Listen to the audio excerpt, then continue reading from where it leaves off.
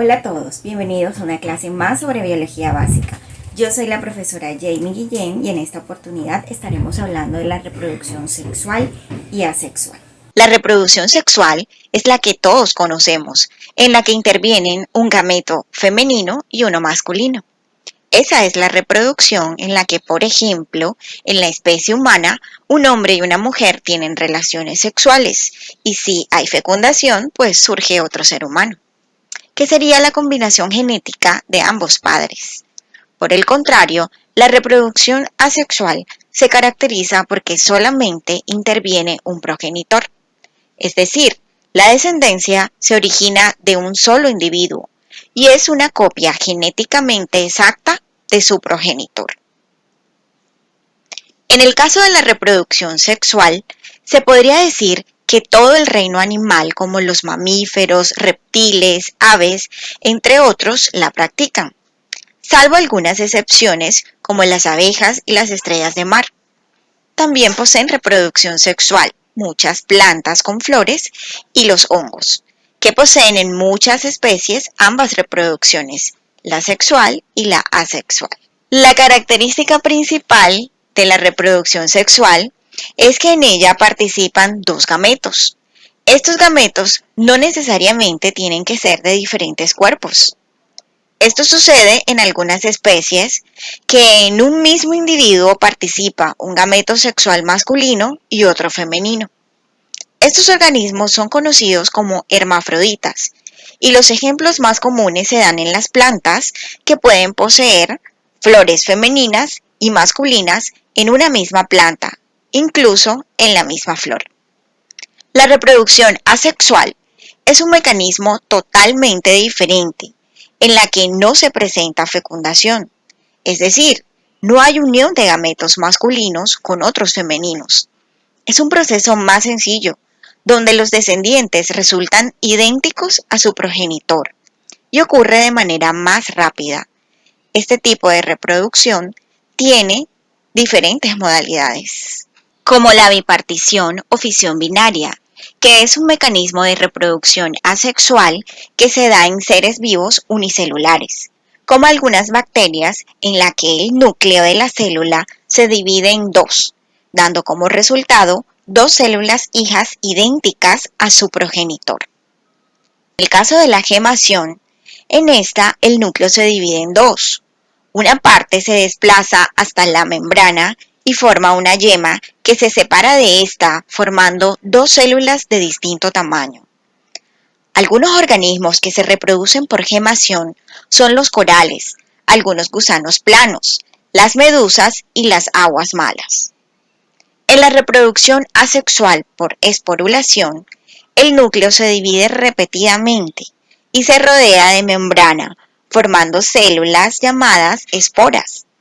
Estas esporas efectúan una presión en las paredes de la célula, haciendo que éstas se rompan, liberándose así las esporas.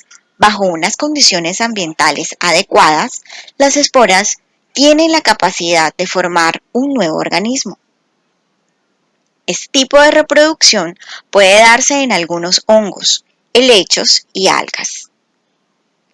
La partenogénesis es un mecanismo de reproducción que consiste en el desarrollo de células sexuales femeninas no fecundadas, es decir, de óvulos que se segmentan a sí mismos hasta formar un embrión completo, dotado del mismo material genético de su progenitora.